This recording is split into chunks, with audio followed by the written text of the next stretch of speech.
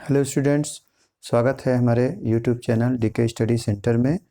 और कल हम लोग पढ़े रहे थे बिलियन, जिसमें हम लोग पढ़े थे परिचय, और उसके बाद से बिलियन की परिभाषा, और उसके बाद से हम लोग पढ़े थे बिलियन के घटक तथा बिलियन की विशेषताएं। ठीक है, उम्मीद है आप सबको अच्छे से समझ में आया होगा। और आज हम लोग पढ़ेंगे बिलियन के प्रकार। ठीक है, तो विलयन के मुख्य रूप से भौतिक अवस्था के आधार पर विलयन मुख्य रूप से 3 प्रकार के होते हैं। पहला होता है ठोस विलयन, दूसरा होता है द्रव विलयन, और तीसरा होता है गैसीय विलयन। ठीक है, जिसमें ठोस विलयन को इंग्लिश में सॉलिड सॉल्यूशन, और द्रव विलयन को लिक्विड सॉल्यूशन, और गैसीय विलयन को गैसियस सॉल्यूशन कहते हैं। ठीक है, अब आते हैं इनमें जो ठोस विलयन, द्रव विलयन और गैस विलयन, इन तीनों के भी 3 प्रकार होते हैं। ठीक है, जैसे विलेय और विलायक के आधार पे। ठीक है, जिसमें विलायक के अवस्था के आधार पे हम बता रहे हैं। तो जो विलयन जो होता है वो जब कोई पदार्थ या कोई भी विलेय पदार्थ किसी विलायक पदार्थ में मिला हो, लेकिन विलयन की जो अवस्था है वो पूर्ण रूप से ठोस अवस्था में पाई जाए, तो उसे हम क्या कहते हैं? ठोस विलयन।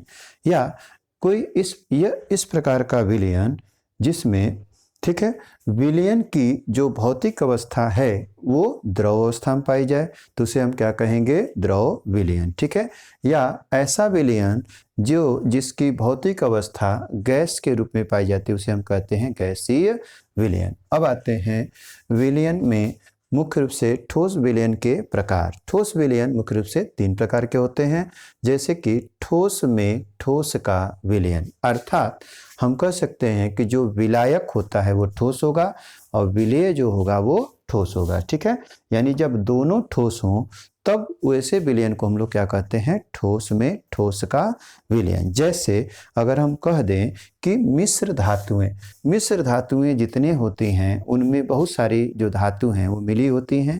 जैसे कि अगर हम लोग कह दें पीतल, तो पीतल में कापर और जिंक मिले होते हैं, जिसमें कापर 70% और जिंक 30% पाए जाते हैं। ठीक है, तो उसी प्रकार अब हम आते हैं ठोस में द्रव का विलयन, माने ऐसा विलयन जिसमें विलायक ठोस हो तथा विलेय द्रव हो। ठीक है, तो जब ठोस में द्रव का विलयन, तो ऐसा इसका उदाहरण है आपका पनीर। ठीक है, जैसे पनीर जो होता है जब हम उसको निचोड़ते हैं तो उसमें पानी पहले से क्या रहता है? मिला रहता है, और जो है बाहर निकलता है। ठीक है, अब हम आते हैं ठोस में गैस का विलयन। ठीक है, कोई ऐसा ठोस जिसमें कोई गैस मिला हो, अर्थात हम कह सकते हैं झावा पत्थर। ठीक है, जैसे झावा पत्थर जो होता है, यानी झावा पत्थर को इंग्लिश में क्या कहते हैं? Pumice stone.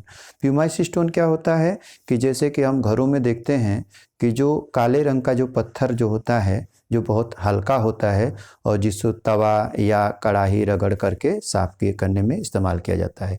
ठीक है, पहले के जो लोग थे वो लकड़ी पे खाना बनाते थे, इसलिए जो कढ़ाई थी बहुत ज़्यादा गंदी होती थी, तो उसको जो है रगड़ के उससे साफ किया जाता था। ठीक है, क्योंकि अब जो है जो लोहे मिट्टी की कढ़ाई के जगह पे क्या हो गया है? एल्युमिनियम की कढ़ाई लोग यूज कर रहे हैं, तो इसलिए इसका इस्तेमाल थोड़ा सा कम हो गया है। ठीक है, अब आते हैं द्रव विलयन। द्रव विलयन में क्या होगा? जिसकी भौतिक अवस्था द्रव अवस्था में हो। ठीक है, चाहे वो विलेय कोई भी हो, लेकिन विलायक हमेशा क्या होना चाहिए? द्रव होना चाहिए। जैसे द्रव में ठोस का विलयन। ठीक है, यदि हम चीनी को जल में मिला दें, ठीक है, या हम कह दें कि नमक को जल में मिला दें, तो जो विलयन बनेगा वो क्या हो जाएगा? द्रव में ठोस का विलयन कहलाएगा। अब आते हैं द्रव में द्रव का विलयन। तो इसका उदाहरण हो सकता है कि जैसे एल्कोहल है, एथिल एल्कोहल, या इसको हम लोग कह सकते हैं कि वाइन या दारू। ठीक है, दारू को जब पानी में मिला दिया जाता है तो जो विलयन बनता है उसे हम क्या कहते हैं? द्रव में द्रव का विलयन। अब आते हैं द्रव में गैस का विलयन। ठीक है, तो गैस जो होती है, जैसे कि हम कह सकते हैं कोल्ड ड्रिंक जो होता है, जैसे पेप्सी है, स्प्राइट है या कोका कोला है, इन सब में क्या रहती है? कार्बन डाइऑक्साइड गैस जो जल में घुली रहती है, ठीक है, तो उसे हम क्या कहते हैं, द्रव में गैस का विलयन, ठीक है। अब तीसरा आ जाते हैं गैसीय विलयन, ठीक है, जिसको गैसीय सॉल्यूशन कहते हैं। इसमें यह होगा कि जो विलयन की जो भौतिक अवस्था है यानी विलायक है वो पूरा का पूरा क्या रहेगा, गैस अवस्था में रहेगा, ठीक है। अब आते हैं जैसे गैस में ठोस का विलयन, ठीक है, तो इसका उदाहरण हो जाएगा धुआं, ठीक है। जैसे हवा है और जब हम किसी लकड़ी को या कोई चीज़ जलाते हैं तो जो उसमें कार्बन के जो पार्टिकल होते हैं वो हवा में जाके मिक्स हो जाते हैं, जिसे हम कहते हैं धुआं।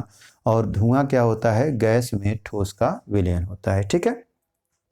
अब आते हैं गैस में द्रव का विलयन, ठीक है, तो इसका सबसे अच्छा उदाहरण है कोहरा, ठीक है।